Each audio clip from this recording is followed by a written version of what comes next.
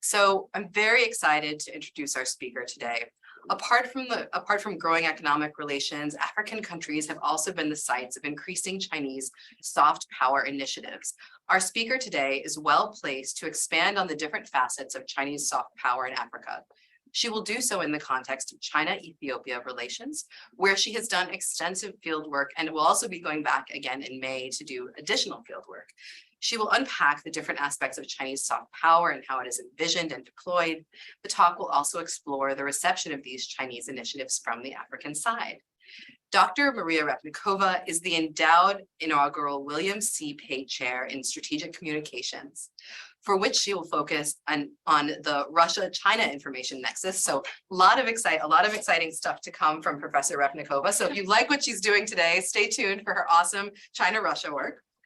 She is also an associate professor in global communications at Georgia State University, where her research explores processes of political resistance and persuasion in illiberal political contexts. Dr. Repnikova holds DPhil from the University of Oxford, where she was a Rhodes Scholar. Her research today is from her book in progress on Chinese soft power initiatives in Africa. And I'd also like to note that we have her most recent book, Chinese Soft Power, which speaks broadly about Chinese soft power globally, for sale today through the over here, thanks to the University of Virginia bookstores. So if you're interested, that's another option for you. Now, I am personally grateful to have Dr. Repnikova here as a pioneering pioneering figure in the field of Chinese media studies.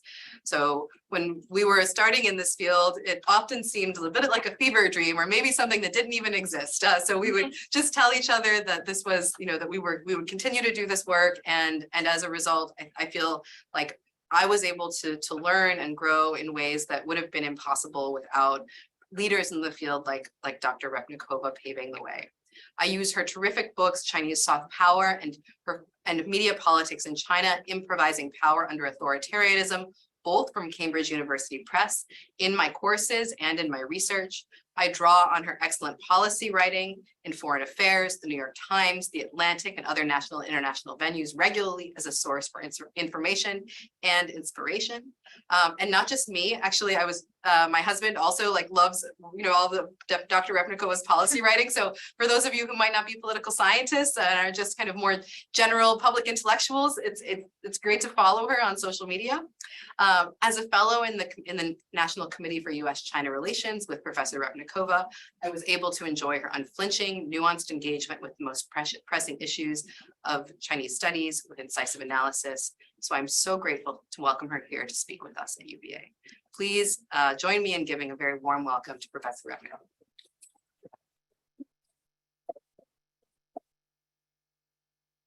Thank you so much, Anne, for this very warm welcome. I think it's the best introduction I've heard in a very long time. So it's just such an honor to be here. It's my first visit to UVA, and Anne has been a long-term friend and a colleague for years now. So it's just wonderful to be here to visit and to meet Anne's colleagues and students and across the university. So thank you so much for having me.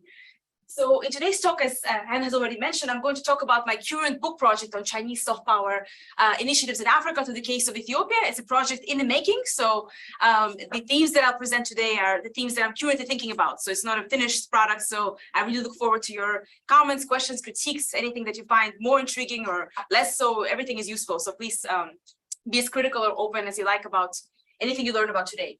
And this work really presents a shift in my own scholarship here in terms of what I've been focusing on in the past. Is that I was focusing more on domestic media politics, as Anne mentioned, journalist-state relations and how journalists navigate censorship and political restrictions in China, domestically, in the domestic context. And then as I was observing and engaging in this topic, I've met a lot of journalists who were focusing on external persuasion in Chinese state media. So they were focusing on telling the China story to global audiences. And that got me intrigued and interested in these notions of soft power, and China's official presentations of its image through various initiatives, which is the subject of the shorter book, which is for sale here. But today I'm going to present a more deeper empirical dive into some of these themes through the context of Ethiopia and China, where I spent extensive time doing field research, and I hope to expand and learn from your questions and engagement today. So to start with, I wanted to bring you directly into one of my field sites, which is Addis Ababa, Ethiopia, in May 2019, which was my last trip to the country, and specifically into a really interesting workshop I attended, which was a Hunan delegation workshop, a group of officials from Hunan province in China, visiting and being hosted by the China Trade Week. It's basically an expo that presents Chinese products and goods in the capital city of Addis Ababa. And as I was attending this workshop, it was filled, this windowless room, it was filled with people. You don't quite see it on this picture, but it was about 70 Ethiopian men and 30 Chinese participants talking about the state of China-Ethiopia relations. But very quickly into this event, there was a parent that was primarily about China and specifically Hunan province and very little about Ethiopia. The first official started his remarks by noting that Ethiopia is a beautiful country. And then he went on to talk about Hunan in granular detail, including various facts, the population of the Hunan province, as well as the fact that it's home to the largest international shipping port in China. It's got 2 major airports and many other attractions that are kind of symbolizing its modernity and its importance as a major city, a major province, within China. As the talks went on and this very long speeches continued, it was quite clear that the officials knew very little about Ethiopia and Africa at large.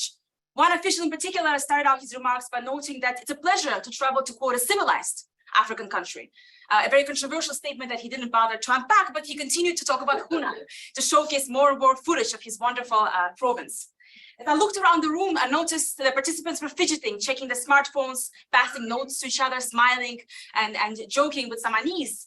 And then an hour and a half into this event, it concludes abruptly with the Hunan delegation officials inviting everyone to partake in what they described as a matchmaking ritual of making deals at the trade fair.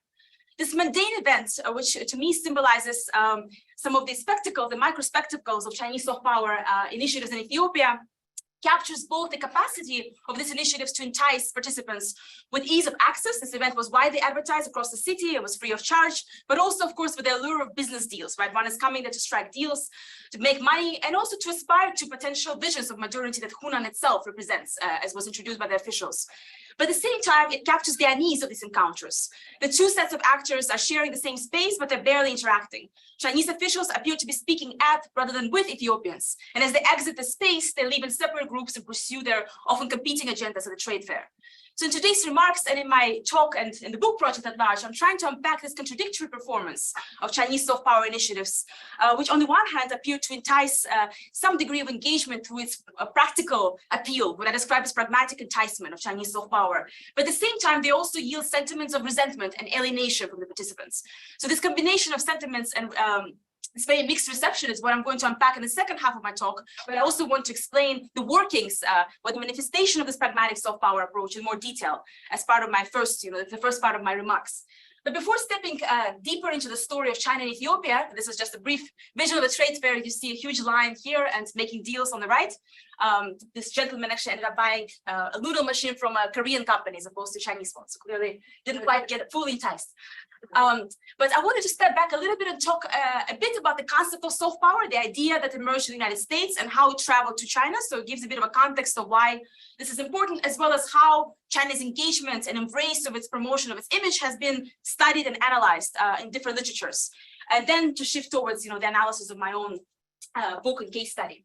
So very briefly about soft power, I'm sure that many are familiar with this concept. It's been widely used, deployed across journalistic, policy, and academic arenas. But just a quick reminder of where it came from. In 1990, Joseph Nye, a very well-known scholar of international relations at Harvard, and also former high-ranking official, has coined this concept at the very tail end of the Cold War and right before the collapse of the Soviet Union.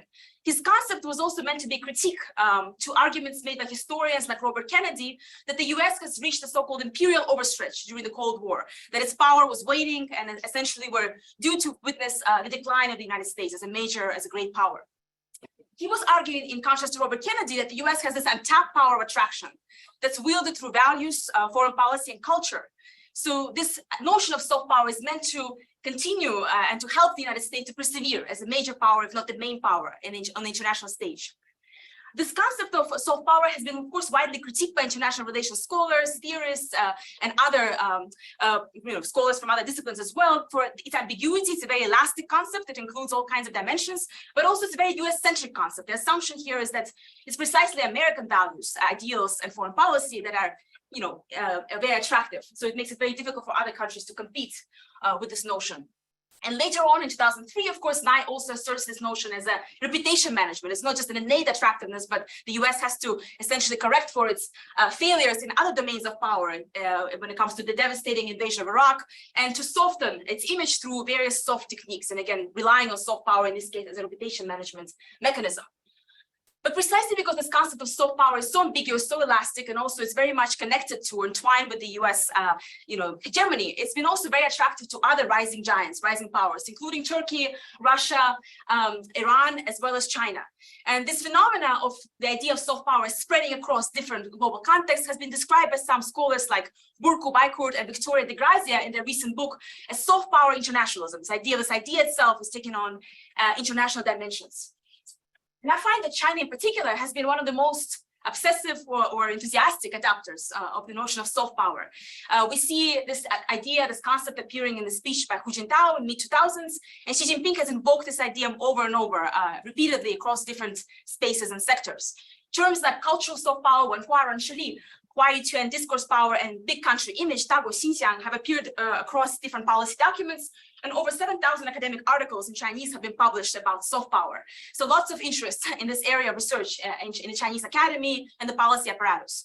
Some estimates, such as that by The Economist magazine, suggest that Chinese government spends as much as $10 billion a year on its public diplomacy. This compares to about $2.19 billion spent by the United States. These numbers I have to be very cautious about because soft power and diplomacy in general is very decentralized, of course, apparatus. So there are many different institutions involved in that, and it's hard to get the precise number. But these are kind of the estimates that we have so far that need to be further checked and studied. These engagements in promotion of its image by the Chinese party state have been perceived or treated with some interesting sentiments across the policy, academic, and journalistic spheres in the West, and specifically in the United States. In particular, in the academic space, a lot of the discussions and analyses articulated the failure of Chinese soft power initiatives. The idea that China cannot, quote, buy love, it cannot buy into this kind of positive presentation of its image. But more frequently, I think more intensively, what we see is more so a fear kind of mongering rhetoric about what China is doing when it comes to promotion of its image. The lingo of the new Cold War is coming up over and over in policy and think tank reports, and even in more liberal publications like the New Yorker, which you see here, a little excerpt at the bottom, there is this advocacy for competing with China for the moral vision of the future. So there's this emphasis on moral values as a domain for competition with China. And of course, the funding from the Defense Department has also shifted from fighting terrorism to fighting the influence, what is described as malign influence, sharp power, or influence operations by China as well as Russia.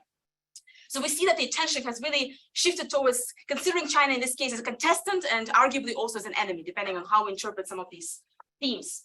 And this concern with competition for values and image has been especially prescient in the context of Africa, the continent that has already been treated as a moral theater by major geopolitical powers during the Cold War, particularly the Soviet Union, of course, and the United States come to mind, but China was also very active in this arena. In the more recent years, or rather decades, as China has become a very active player across the African continent in the economic domain, but also increasingly in the public diplomacy space as well, the considerations, the attributions that have been made in the policy discussions have really focused on China as a neo-colonial power, right? It's promoting new colonialism, as well as engaging in ideological push or brainwashing of African elites and youth as part of expanding its influence. So a lot of ideological, not surprisingly, fairly negative depictions that have come up as part of discussions of China and China's engagements in Africa. In comparison to this somewhat antagonistic language that's being used by the policy establishment, the scholarship in global communication studies has taken a very different approach in thinking about China's engagements in Africa. And in particular, it stems from this exploration that has taken place now over decades of the fragility and the foundations of US cultural and media hegemony.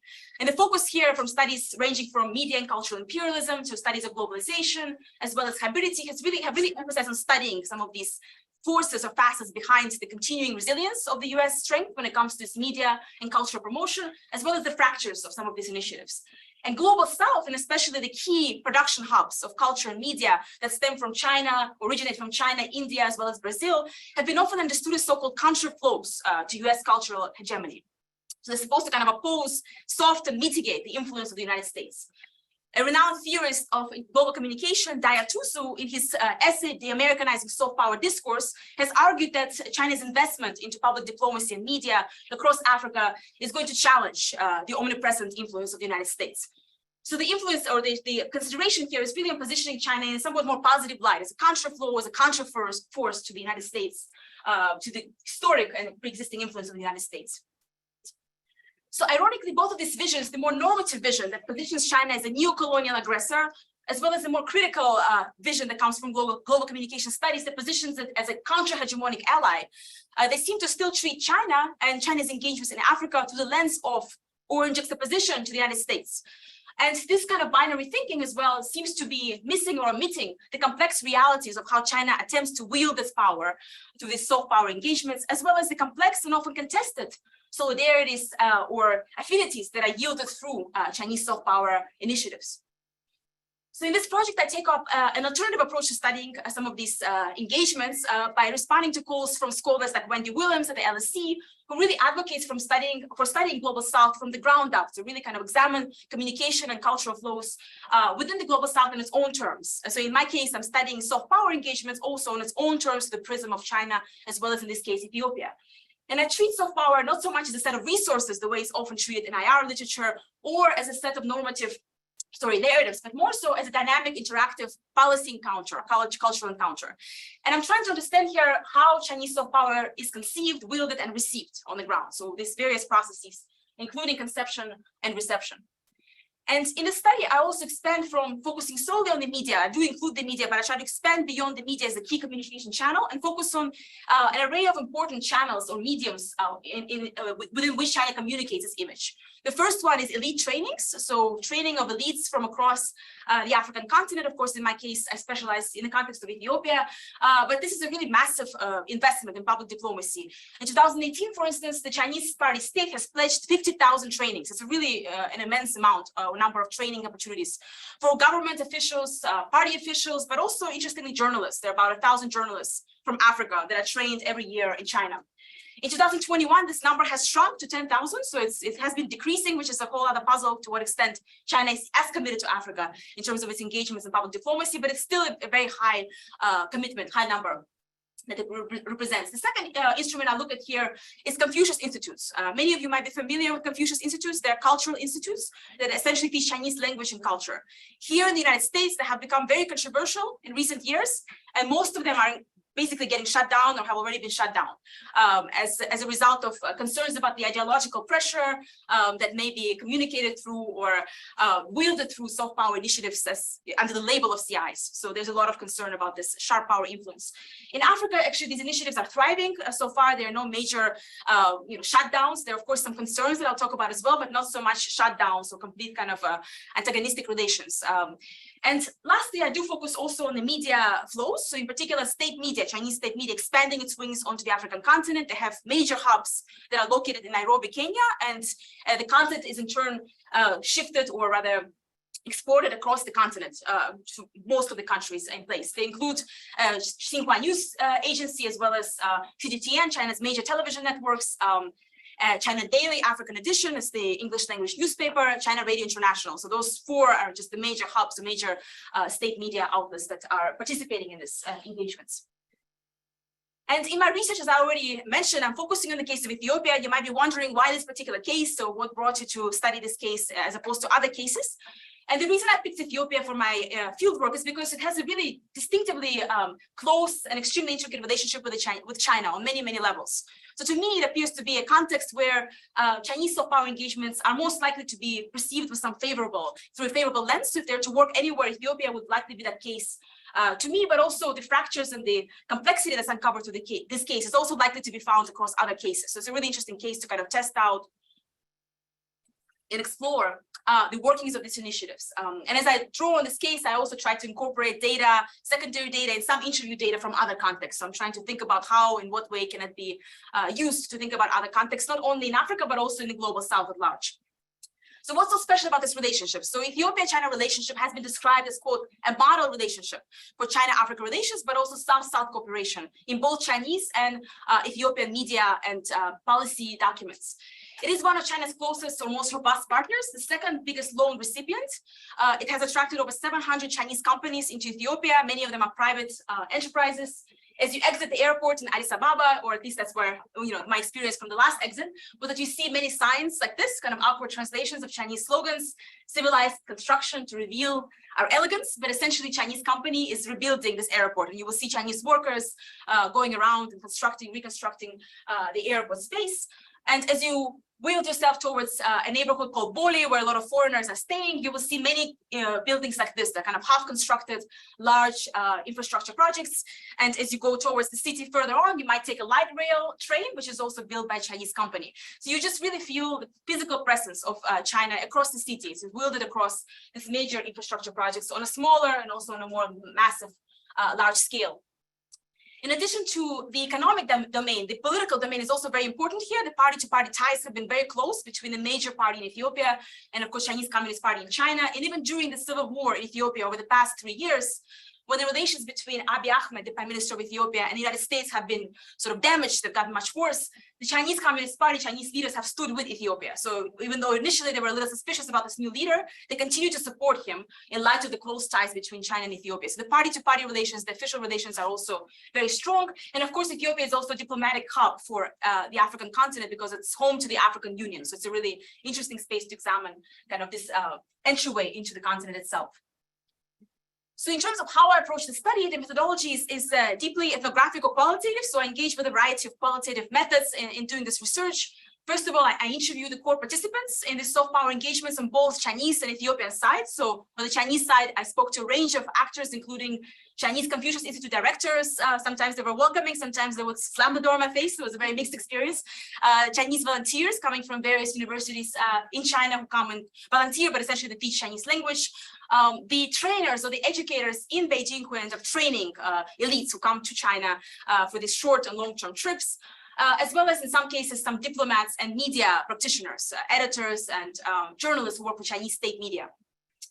And on the Ethiopian side, I examine or engage with participants across these different initiatives. Especially, I focused on journalists and elites. As part of my research, they were remarkably quite open and frank about their experiences. So I made, over time, constructed a network of these individuals. And part of my methodology was also to give seminars across the country about China's diplomacy in Africa and more globally, to kind of share my insights or whatever else I've gathered, and to have a conversation, to have more of a dialogue. This is something that I haven't really done in the past, but it seemed like a welcoming development, and it yielded really interesting questions and concerns about what China is doing. And of course, students who study Chinese language, as well as just routine conversations with Ethiopian citizens and residents who are thinking about and observing and experiencing China on a daily basis. So a range of different individuals and groups, from interviews to focus groups, to observations of mundane events like the trade fair, to some training observations being part of the discussions or lectures, and trying to be somewhere where I'm in a position to observe these encounters, which is always can be a little bit sensitive, but I got to experience quite a number of them during the research. And textual analysis of Chinese and Ethiopian media and official documents. So it's kind of a range of different sources, and I'm going to, as I mentioned, to return to Ethiopia and hopefully to China at the end of May to refresh these findings and to follow up on my research ideas. So it's still an ongoing project, but it's been about 9 months now in the field. So the emerging arguments, or the emerging rather themes, I don't want to call them arguments yet, that I'm hoping to speak to you in more detail today, which I already alluded to at the beginning of my talk, is that China's conception and practice of soft power is distinctive from what was originally, coined by or put forward by Joseph Nye or by the West at large. And it's really heavy emphasis on the pragmatic appeal. And I'm going to unpack this pragmatic appeal across different instruments. And when it comes to reception, Chinese soft power initiatives in Ethiopia, I argue, produce ambivalent solidarities. It's a mix of opportunistic or strategic engagement, but also sentiments of alienation and distrust. So I'm going to go through these two sets of ideas with some examples, empirical examples from the field study. So first of all, in terms of how China reinterprets soft power, and in the shorter book that you see here, the Chinese soft power book, I devote a whole chapter to how Chinese elites and scholars re-envision or reinterpret, reintegrate the idea of soft power for the China's domestic local context. And one of the key things that comes out of that chapter, but also as part of this book discussion, is that the idea of soft power is interpreted in China is much more fluid than it is originally positioned by Nye, even though that idea was already elastic. In the Chinese imagination, essentially any tool, any kind of strategy that seems to improve China's image is counted as part of its soft power arsenal. So there's a really deliberate mix of, in this case, material or practical instruments and ideas, as well as cultural immersion. So that mix, I think, is very much on purpose, and it seems to serve, to some extent, China well when it comes to how it promotes its image. When we look at the high-level rhetoric that appears in diplomatic commentaries of Chinese leaders about Global South and about Africa in particular, the focus is often on generosity, the idea of gifting and giving as part of building trust. And the concepts that emerge in Chinese diplomatic discourse, like mutuality, win-win, the community of shared destiny, they all appear to project China as an empowering actor and as an actor that's very interested in equitable economic growth, sharing its own gains, lessons, experiences with other countries. And oftentimes they position themselves as being in contrast to what the United States is offering, which is a zero-sum approach to diplomacy. It's all about self-interest when it comes to the United States, whereas China is interested in shared interests, in win-win, right? So it might appear as somewhat superficial, we can look at it cynically, but nonetheless, these are the core themes that stem from this rhetoric, and they seem to also resonate when it comes to how soft power is actually implemented. So how does it look like in practice? So there are two dimensions that I want to highlight here. The first is the appeal of scale. So Chinese diplomatic and media offerings are easily accessible. And this access is a really big difference in terms of what China and the West at large, I mean, of course, I'm generalizing here, but the US in particular is offering, the appeal of access. And the second is when it comes to how Chinese initiatives present China itself, its image. There's a really clear fusion here of material and cultural appeal across these initiatives. And I want to demonstrate how that works. So starting with elite trainings, the first instrument that I've examined. When it comes to the access to these trainings, getting into the training itself, getting to travel to China for a short-term or long-term trip is a relatively straightforward process. There's a certain quota the Chinese embassy grants to various institutions, Ministry of Foreign Affairs being one of them, Chinese state media being other institutions. And the quota is then given to the head director or the head of a particular bureau, who then distributes these invitations to the employees. So they invite somebody to apply, who is then nominated to apply and participate. And the actual application process after that is very straightforward. There's a few papers to sign. There's no big essay or application process. There's no test in Chinese language skills or anything like that. And the interview at the embassy is also very quick. And one is expecting to get the visa and to go as long as they're nominated by the agency. So it's a pretty fluid process. I've observed some of these applications myself as I watched colleagues and interviewers fill them out. And it's literally a short paragraph. Sometimes there were even grammatical mistakes in it. And nobody seemed to care because it's like the outcome was pretty guaranteed. Like you're going to get in as long as you're nominated for these trainings. When it comes to the scale itself, how many get to go, from the officials I've spoken to, as well as state media journalists, most of them have either been to China, plan to go to China, or know someone who has. So there's this association with China as being highly accessible. And of course, the pandemic has somewhat changed that, but things are restarting. So I'm going to find out as I go back to what extent COVID has kind of damaged that sense of accessibility. But at least up until COVID, that was really the case. The criteria here is also highly inclusive. And in fact, one of the interviews from the US embassy described the difference between the US and China as US really targeting the top, applicants, kind of the very best who already have the social, cultural, and educational capital to apply to the US, whereas China is kind of targeting the mid-range. So anybody who can fit into this kind of mid-range of officials is welcome to come. They don't have to be top officials. They don't have to be fluent in English. They have to be nominated by their agency, so they have some degree of favor within their bureaucracy, but they're not quite the top of the class, so to speak. That's not really the approach here. And when it comes to how China itself is presented to these trainings, the focus here is positioning China as an economic miracle and as a generous ally. And I think this positioning is really different from how these trainings are often imagined in the discourse. We hear from Washington about the export of China's authoritarian model and the kind of comparing China's autocracy with the US positioning and promotion of democracy. But autocracy, authoritarianism, and even any sense of ideology is often kind of hidden, or at the very least not very apparent in these trainings. What you see in the materials that I've analyzed, the trainings, the slides and so forth, the lecture slides, they're filled with numbers, all kinds of numbers, statistical data about how China is going ahead, how much is accomplished or continuing to accomplish across various domains. These are just very basic GDP numbers, but many other slides talk about China's industrialization policy. And of course, the number of lifting or uplifting 700 million people out of poverty is one of the most widely used across all of these lectures. As many officials coming from Ethiopia want to learn about rural governance, and they want to understand how it has worked out for China, and they're taken to various sites alongside these lectures. They're taken to sites that illuminate or symbolize these accomplishments, to rural, areas, as well as to major cities, to infrastructure sites. They take the fast, light rail.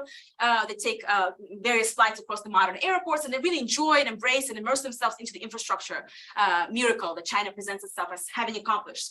When it comes to how it has accomplished it, the story is fairly linear. So when you look at those slides and the historic representation of what China has gone through, it's mostly due to two factors. One is the governance of the Chinese Communist Party being very effective and it's doing great.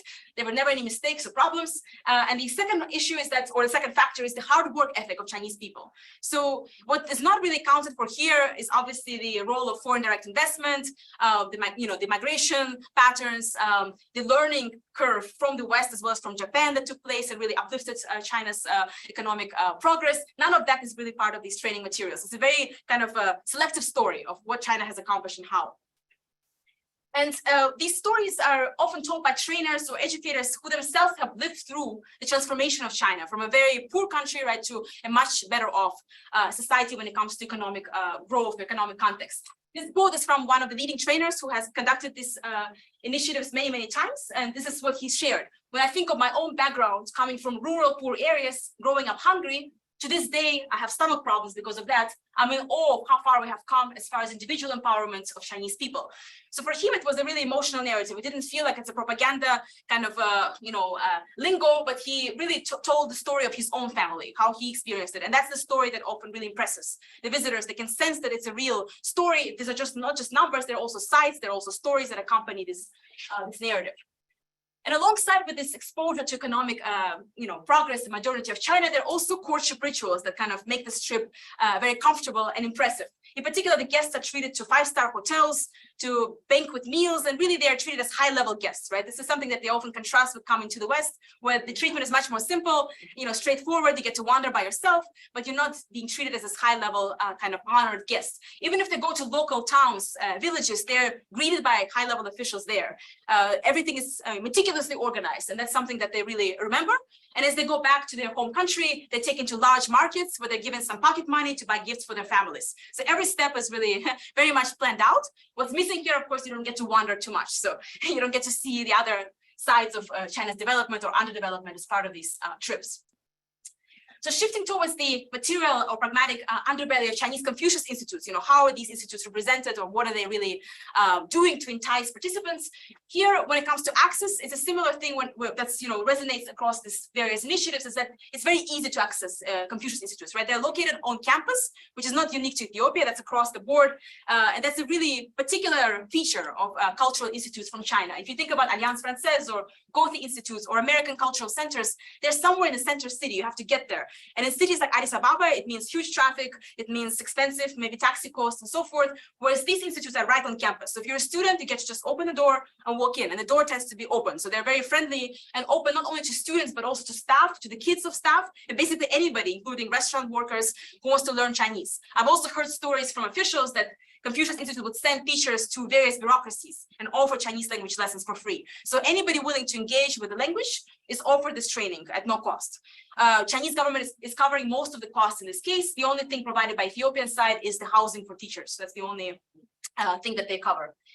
And but the most important part when it comes to enticing participants in this case is the job creation that is promised through learning Chinese language. So the advertisements that you see on the walls of the doors of Confucius classrooms and institutes are a little bit awkward. It's a very packed slide here. This is from Mekelle, northern Ethiopia. And when you look at what they're highlighting here, the very first point of why one should learn Chinese, the relationship and friendship between Ethiopia and China is getting better and better. So many Chinese companies are investing here. So there's something lucrative about, right, this relationship. When you look further down, the benefits of learning Chinese, the first 5 benefits are all very practical, right? Studying Chinese with scholarships, joining summer camp, working in Chinese company with high payments, so not just any payment, but high payments, trading with Chinese or international companies, being an officer, Chinese language teacher, and then F is experiencing Chinese culture.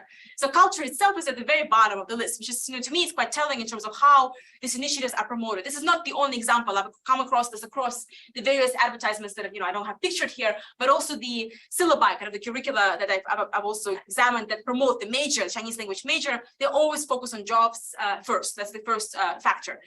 And I think the one way to interpret this is that these initiatives by CIs have been really localizing in accordance to local demands and context. In particular, many of these institutes have been set up by or initiated by the Ethiopian side as opposed to the Chinese side.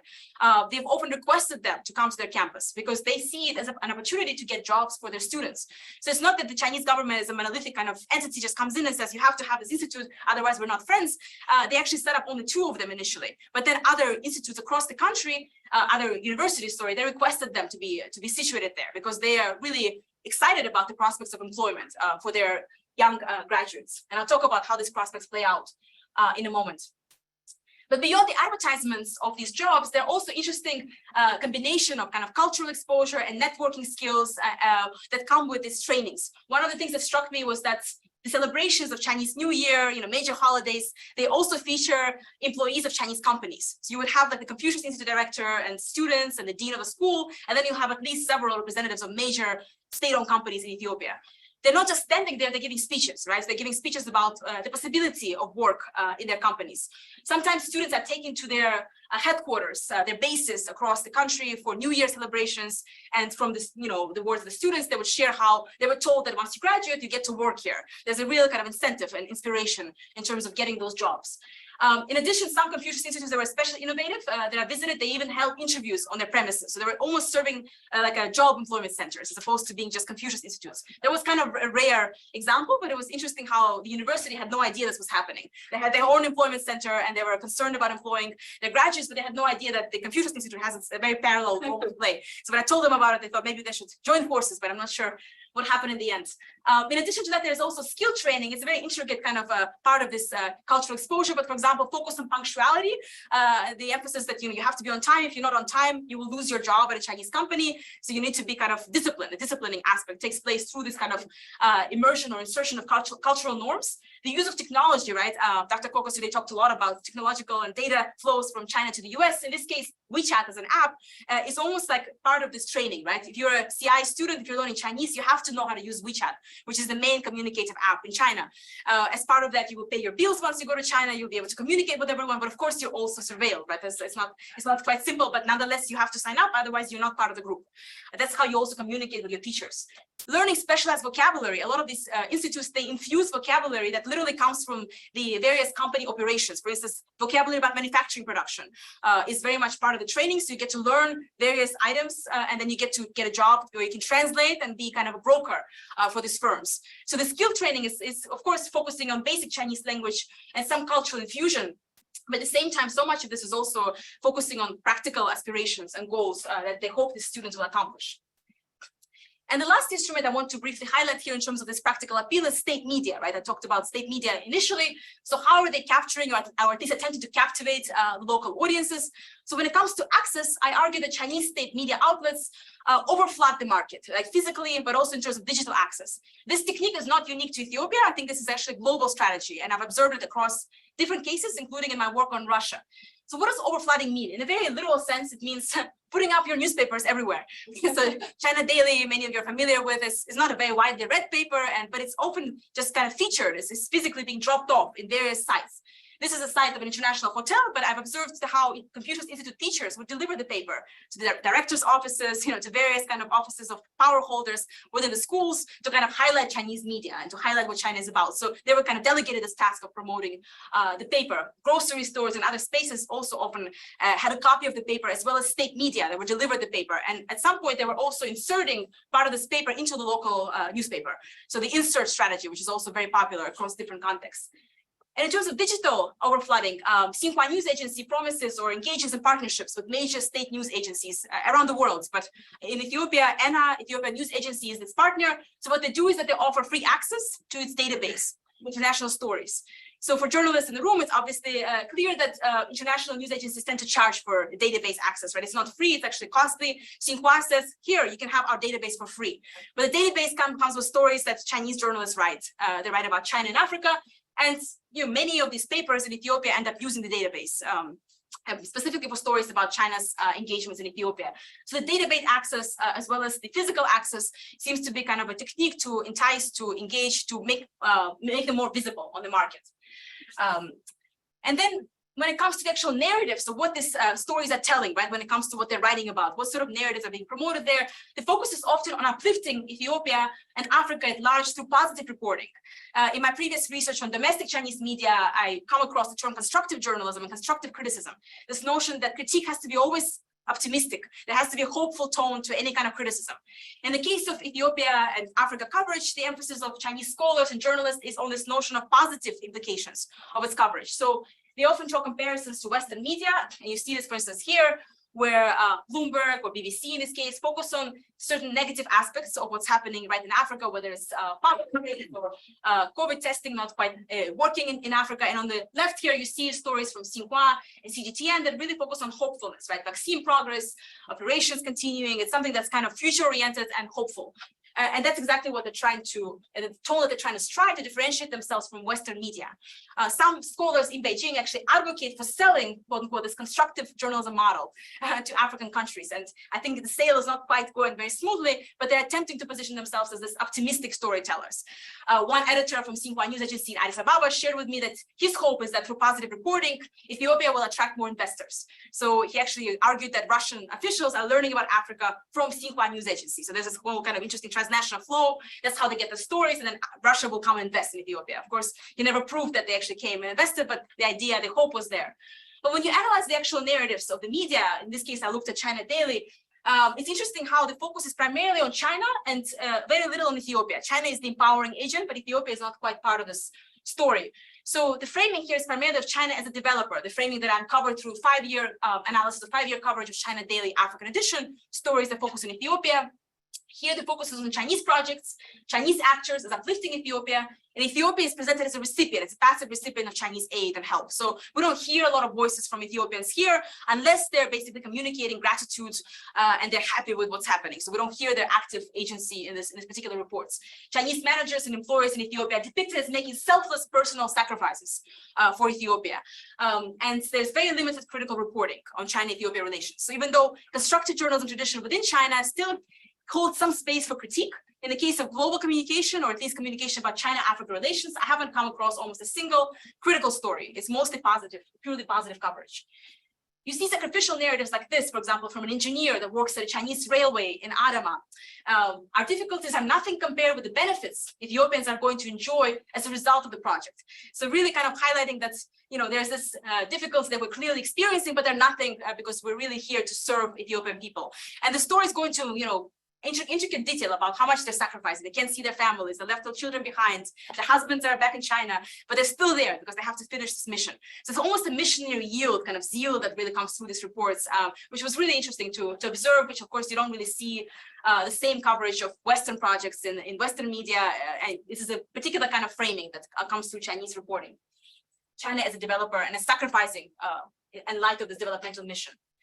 So shifting towards reception, right? How are these initiatives received and these approaches are being envisioned or understood on the Ethiopian side? So if we look at public opinion surveys of Chinese favorability or perceptions in Africa, you might find very positive numbers. In particular, if you look at Afrobarometer, you'll see that China is generally perceived as quite a positive force when it comes to its political and economic influence. And this is across the continent. That's the public opinion survey story. But the survey story sometimes can be quite limited because once you go beyond the survey and you ask more questions or you engage in more in-depth conversations about these initiatives, you find that the engagement is rather mixed, right? So you have certain positive aspects, but also very negative and pessimistic elements of this engagement as well that I think the surveys don't quite capture. So I describe this in terms of ambivalent solidarities, and I start by emphasizing the opportunistic or strategic engagement in these initiatives from the Ethiopian side, which perhaps is not surprising given that the initiatives from China are so pragmatically oriented that the engagement is also quite strategic, right? It's sort of a dance between the two that is oriented towards strategic goals and benefits. So elite exchanges, right? Why do officials from Ethiopia or journalists go on these trips, on these trainings? Very few of them go with hopes of major knowledge production or upgrading their skills or getting a promotion at their job. But many of them go because of two reasons. One is it's a form of leisure, right? It's fun. And also it's a form of access to quote the global, to see the world, right? To see something. In the words of an official at Ethiopian news agency, it's better to see China than to see nothing. So it's a really interesting contrast, right? China or nothing, right? China is the only access point. And when it comes to leisure, another interviewee who's an editor at a major Ethiopian newspaper, after complaining about how boring some of these training lectures were, I asked him, would you go again? Would you go if you're invited again? And his response was, of course I would. China trips are a picnic. And why would I miss a picnic, he said. So it was a really kind of lighthearted response. But if you think about these picnics and if you observe them in practice, which I did a little bit in my trip to China, you see that it really is in many ways quite leisurely, especially journalists who are there for 9 months. months. They stay in really, spacious apartments, and they make friends with one another. One of the key takeaways is Pan-African sentiments that develop as part of these trips. It's less so maybe immersion into China per se, but more so into the broader African context. That's where they make most, remarkable friendships as part of these stays. So the leisure, but also exposure to something other than Ethiopia, in this case, as being the only choice being China, is why many of them are motivated to go on these trips. When it comes to Confucius Institute, I already mentioned that many of them are initiated by the Ethiopian side, right? They want to get employment for their students. And the deans that I've interviewed who are responsible for setting up these arrangements, they talked about how the key kind of frame of reference here is employment. And in fact, they rejected other embassies offers to set up institutes on their campuses. One of them was Korean embassy. They called and they asked to set up an institute in Addis Ababa University. And the response was, can you provide us with some data that the students are going to get jobs, right? Where are they going to get jobs? So the Korean embassy did a little bit of searching, and they said, unfortunately, we have nothing to really show for it, or we don't have enough to really prove that. So they were told, no, you cannot set up an institute. The second example was a Russian Cultural Institute, the Pushkin Institute, very glamorous, old, beautiful building that I visited a few times. The new director told me that I must be his kind of envoy to set up the Russian Cultural Center on campus. Since I speak Russian, I must be, representing his side. So I went to the interview and I said, well, by the way, there's this Russian director. He wants to set up Russian language classes for free. He will offer everything. Would you be interested? The response was not very enthusiastic. The dean said, well, they have to do some research and they have to dig up some data, survey research, and then they can come back to me and we can discuss this. So it was very cold-hearted. There was no much, kind of emotional sort of dimension. He wasn't really impressed that this director was excited. He just sort of let it go. And of course, the director was very disappointed because he thinks Russian culture is, the most important and influential, and has so many historical legacies. He was just a little bit shocked that he's not welcomed on the university campus. So the focus on employment is not just that they're differentiating or kind of targeting China in particular. It's just the target that they have in general when it comes to setting up these institutes. And of course, the downside of that kind of approach, which I'll talk about in a moment as well, is that if the jobs run out, or if there's concern that they might oversaturate, the worry is that they might shut down the institutes. And that's exactly what a lot of these deans will talk about, is that once the jobs are kind of drying out, they would have to close down the center. So it's a very, again, kind of transactional, tactical approach to engaging with Confucius institutes and classrooms. And for now, the employment market seems to be fairly favorable. And these translators, so that's the jobs that they often get out of learning Chinese, they get paid 2 to 3 times more than the professors at the local university. So it's a pretty significant differentiation in salary. They get paid about $500 a month. And that's a big difference from what they would get paid as a teacher of Chinese language or as a professor. So many choose to go down that route because it's more lucrative, at least in the short term. And when it comes to Chinese media, what is the engagement like here? The engagement is primarily coming from Ethiopian media itself and from a small range of elites, right? So the public at large doesn't really know that much about Chinese state media in Ethiopia. Many are unfamiliar with these outlets. But the journalists are very aware of this media. They get the free content, and oftentimes they republish or cite Xinhua sources in their own coverage of China-Ethiopia relations. So there's something that I describe as kind of discursive solidarity. They really promote very similar narratives about each other. And some officials were quite happy with this notion of delegation of nation branding to China, right? Ethiopian outlets are not global. They cannot quite reach a massive audience, whereas Chinese outlets can. So promoting something positive about Ethiopia was seen as somewhat of a good idea, even though, of course, they were a bit cynical that mostly China becomes the key leading actor in this reporting. They're very aware of that, but yet they thought still some positive stories about their country was a good thing. But overall, when you look at the larger range of population, there's not a high level of awareness about Chinese state media presence. So this strategic engagement is also accompanied by expressions of gratitude vis-a-vis China. And I think that's at the heart of what Chinese officials or leaders really are getting out of these initiatives in terms of reception. So they're getting strategic engagement, but they're also getting symbolic approval of China across different domains, especially for domestic audiences. For example, many of the elites that travel to China from Ethiopia and other African countries, especially journalists, they give repetitive interviews to Chinese state media.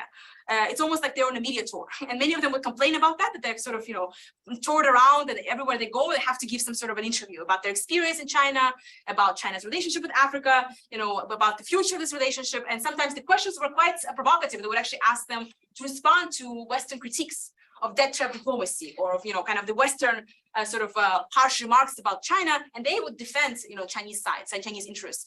I've looked at these interviews over and over, and I've observed just how much they tend to kind of promote or construct a certain knowledge about this relationship that's very much skewed towards China. This is the same for local media as well as national media, and even student media. The students who are on campuses, they often also give interviews to the local media on campus. That seems to be a really interesting facet of this relationship. And as they go home, when it comes to journalists, they also often write articles in their home country, in this case Ethiopia, but also other African African countries about China and their experience. And again, the stories tend to be very positive. So those stories that are translated into Chinese, they're sent to their former trainers, universities, and many of them are spread around, Weibo or WeChat groups to share just how impactful Chinese initiatives are and how impactful China is in the world. So it's really a symbolic kind of process. And when it comes to feedback, they respond sometimes to feedback about these experiences. I looked at some of these forums and I've heard from the trainers that the responses are almost 100% positive, right? So nobody dares to say anything, negative or critical on these response forums. In fact, the trainers themselves asked me what I thought about the reception because they were not trusting those forums either. They just thought this was something that's a bit of a performance when it comes to the reception. So sharing positive pro-China narratives as part of China's Confucius Institutes is something that I'm still kind of exploring, but what I uncovered recently is that a lot of celebrations and competitions, Chinese language competitions, they feature a certain narrative of saying something positive about China-Africa relations or thanking China.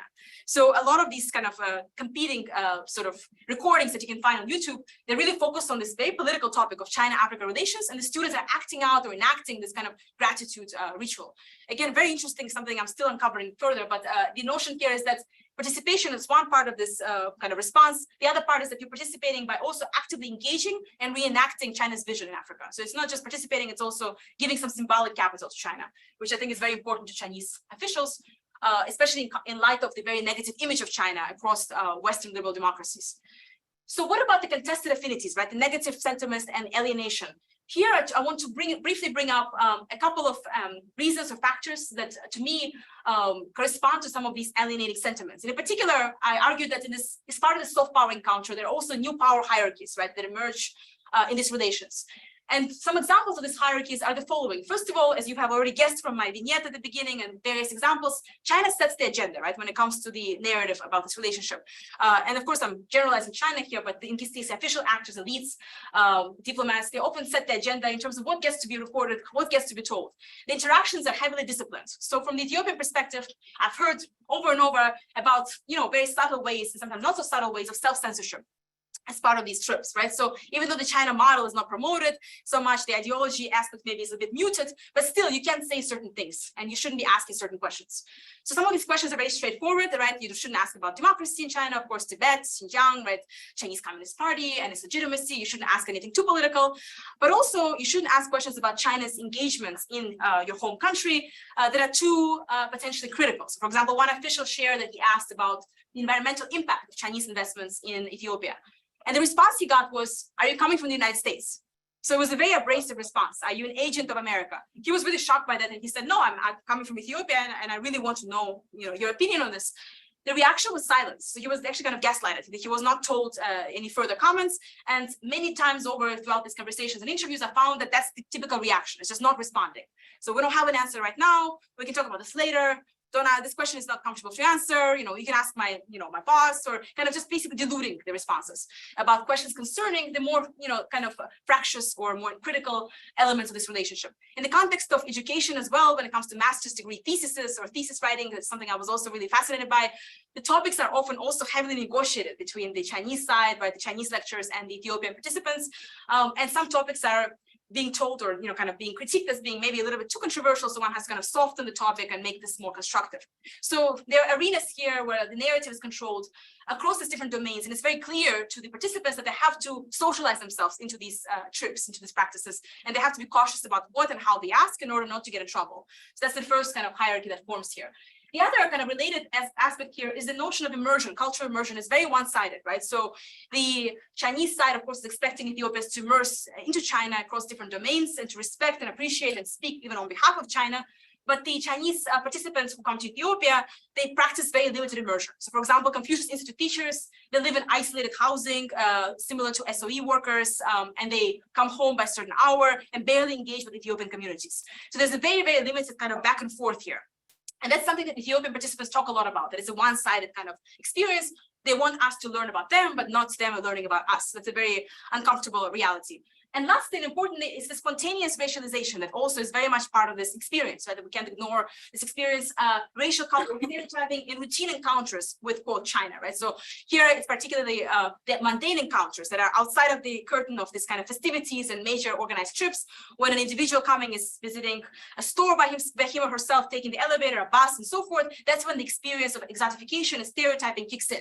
So the participants will talk about ignorance of Chinese residents about Africans and pointed comments about the color of the skin, as well as avoidance of public spaces together, not taking the elevator if there's African participants taking the elevator, not sitting next to them on the bus, but also taking pictures, relentless photographs, right, in public spaces, touching their hair on the metro. So really acts that very much, signify or can be positioned as acts of racialized, discrimination or stereotyping. Something that is very difficult at times to process, I think, and to explain and discuss with interviewees, because they often treat it as ignorance, right? China is new to Africans, this will pass. But at the same time, there is, of course, this deep sense of discomfort. And obviously my position here is not coming from either Africa or China, is also complicating this conversation, right? So I'm very aware of my own positionality as being potentially limiting and having these conversations.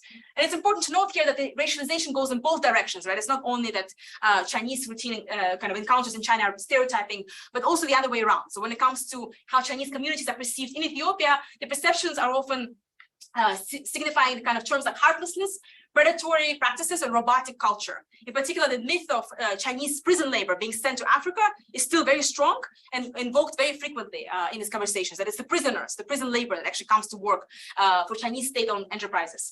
And this is a rumor that's very hard to beat. Despite many explanations, it seems that that's a very strong belief, in part because of the really intense work ethic of the Chinese workers. They never leave their compounds. They dress in certain kind of outfits. They eat together. There's a sentiment of kind of cohesiveness and collectiveness that feels very almost scary to the observers in Ethiopia.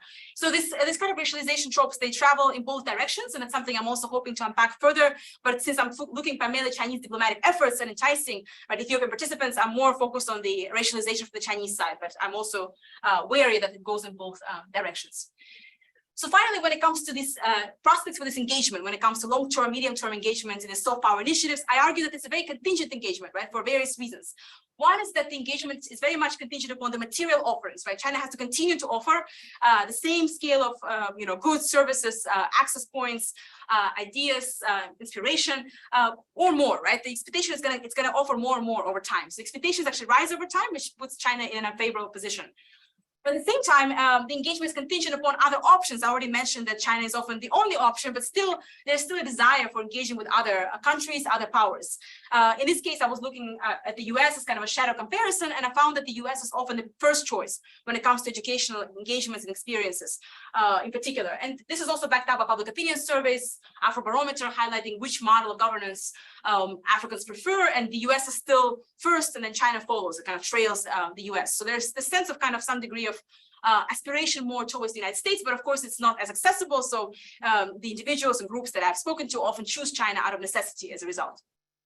And other than, of course, the US, there are also other players. There's increasing presence of Saudi Arabia capital, as well as Turkey is a very active player in Africa. Russia is kind of re-engaging with Africa. So there are many other points of reference. So I don't mean to just kind of say that this is the only point. There are many other players, but this is just the reference that comes up maybe the most or more frequently in my research.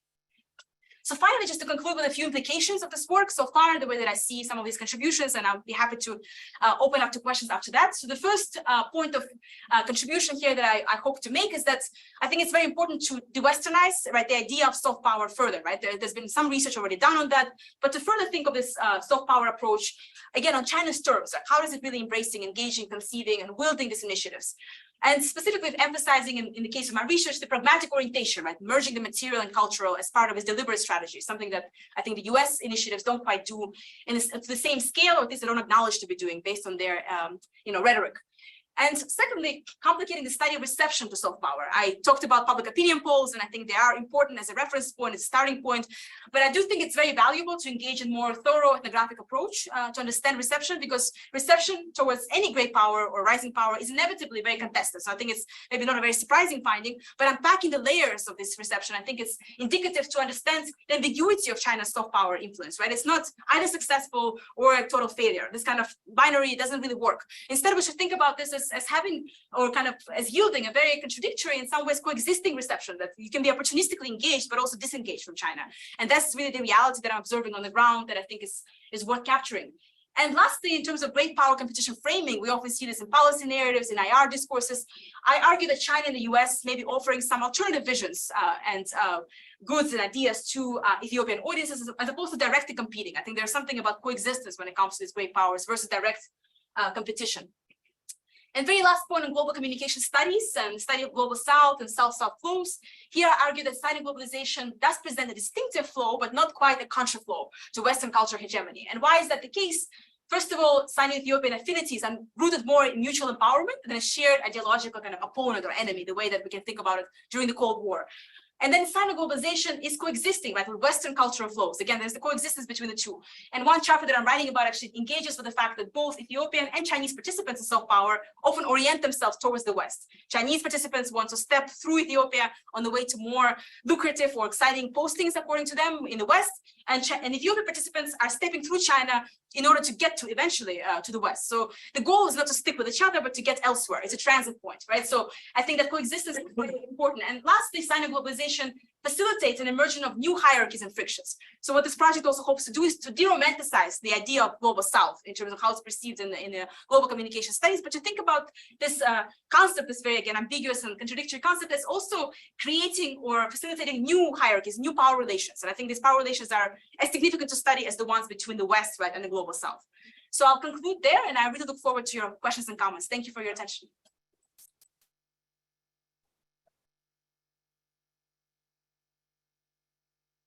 Everyone, thank you so much, Professor Repnikova, for that superb talk. I learned a ton and have so many questions for you, but I want to first yield the floor to our student and faculty here at UVA so that they can start raising their questions for you first. So we'd like to begin.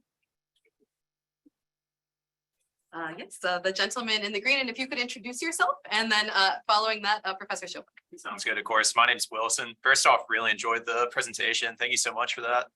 I was just wondering, in your experiences speaking with people on the ground, how receptive are people from African nations generally to the cultural rhetoric that comes from Chinese outreach? Like, are they generally willing to listen to cultural Chinese rhetoric, or is that something that they more just swallow so they can get the economic benefits? You can respond to that one first, and then sure. So thank you for coming, first of all, and for listening to the whole talk. I know it was a bit long.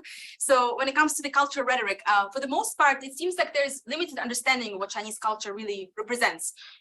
In particular, when it comes to Confucius institutes, they mainly represent in a very kind of limited scale, China's traditional culture, right? Traditional cultural norms, engagements, but not so much contemporary Chinese culture, modern culture. We don't quite see that through those institutes. So there's an exposure to modern culture and just what Chinese society represents, I think, is not very large scale, and it's not really quite as immersive. So the cultural presentation or presentation is often that of experiencing China and Chinese accomplishments, infrastructure, modernity. So that's kind of often associated with Chinese culture. And oftentimes what's being noted is the hard work ethic and the discipline of Chinese people. Over and over, the officials would comment on, if only we had such disciplines, officials here, everything would get done. There's something miraculous about how China accomplishes things.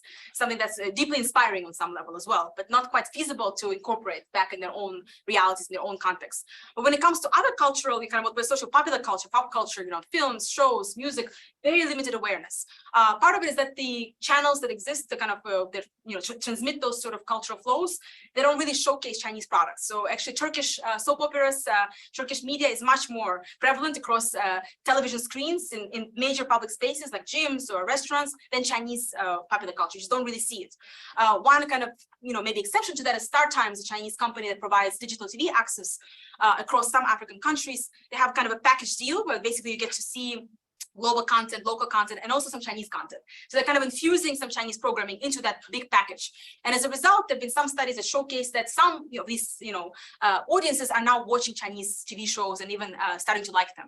So it's kind of a slow process, but it's not quite as prevalent when it comes to pop culture production and dissemination as the more kind of practical, tactical aspects of China's soft power. It's a great question. Thank you. Thank you. Very interesting talk, and I was interested in the perspective of the Chinese who are participating in some of these efforts that you described. Chinese who come over to run the Confucius Institutes, or who come from Hunan province to try to be part of China's soft power outreach. Do you find that they see Africa as a place of opportunity? Based on what you described, they didn't seem to be very interested in learning about what the Africans think or what they want. So it made me wonder whether they're just going through the motions of doing some service for their organization in Africa and they're just going to go back, or do they see it as an opportunity? We certainly hear the story that Africa is going to be the next miracle growth story over the next 50 years, and maybe some Chinese buy into that and they want to be there and really learn about Africa, but I didn't hear that in your story. Yes, that's a great question. So how do they see this as an opportunity? Is it an opportunity? So first of all, when it comes to bureaucrats or individuals who are part of major bureaucracies, whether it's Confucius institutes or diplomacy, diplomatic corpuses, or state media, they tend to see it as an opportunity mainly for self-advancement. So for example, it's a hardship post, right? So once you get through this post, you will get other opportunities. So what's often the case, and it's not, I think, unique to China, it's also the case for Western, envoys and diplomats, is that Africa presents kind of a place to sharpen one's skills. And oftentimes the way it's even communicated in Chinese is to make mistakes. You can kind of make mistakes there. The stakes are low, which of course doesn't sound great, but that's how it's often being communicated. So you go there, you sharpen the tools, and then eventually you go elsewhere. But what results from that is that oftentimes it's the younger generation of practitioners that end up in Africa, right? Because they're just straight out of their degrees, they started working, so that's their first kind of posting, right? So in some ways that can be refreshing because they're more open-minded, they may be a little bit more curious. At the same time, they don't have the same experiences as the kind of more the older generations, and they're also looking to kind of go on, right? The career is long and it's just the beginning. So very few individuals I've met would say, oh, I really want to stay here. Like, this is or at least stay here longer, right? Not even stay here, but stay a little bit longer, expand my stay. There were a few exceptions of volunteers who were just very curious and excited, and some of them actually stopped working for the Chinese Confucius institutes and started their own businesses. And stayed for long term and kind of traveled and became this, just explorers of this country. But that was a very kind of a small fraction of the total pool of people I spoke to. So the opportunity is there, but the opportunity is more kind of individualized. It's kind of a practical opportunity for one's own career promotion. But at the same time, if you think about the growth prospects out of Africa and the generation, the youth, that's kind of the market opportunities and so forth, Chinese companies definitely are interested in that. So if we think about other actors, the non-official actors, the tech company entrepreneurs, the small scale entrepreneurs, they definitely see Africa as a potential slice of a really lucrative market. So for them, it's a different initiative, and many of them do stay for a very long time. So that's a very different kind of group of people. And those groups don't often mix. Chinese embassy tends to kind of overlook them, the ones who are coming outside of the official capacity. They're non-official, they're not state-owned enterprises. And those individuals and groups often feel that they're not being helped by the embassy. The embassy kind of doesn't really seem to engage with them. They engage more with state-owned companies and state employees. So it's important to highlight that there's kind of huge diversity of actors and groups. Some other scholars focus a lot on entrepreneurs, labor migration, different kind of small scale enterprises, as well as tech companies and other innovative, kind of groups and initiatives. So I think that there's a big distinction depending on who is coming from which group and what their objectives are. So for these state-owned initiatives, their objective is not to make money, it's not to kind of create some kind of an opportunity in a very short-term sense, it's to to do their job, basically. They try to do their job in the best way they can in order to progress further in their careers. So that's kind of the very narrow objective. So thank you. Oh, we have a lot of questions. Okay, so what we're going to do is maybe take 3 questions at once, and I'll give you a chance to answer those. And so if we can go, let's see if you could raise your hands once more. Oh, wow, 4. So let's how about students raise your hands first? So if anyone who's a student, we'll take your questions first, and then we'll be able to have so you sir, and then Noel, and then we can take you sir in the back, and then we'll do one more round. Okay. Yeah, just first of all, thank you for coming today.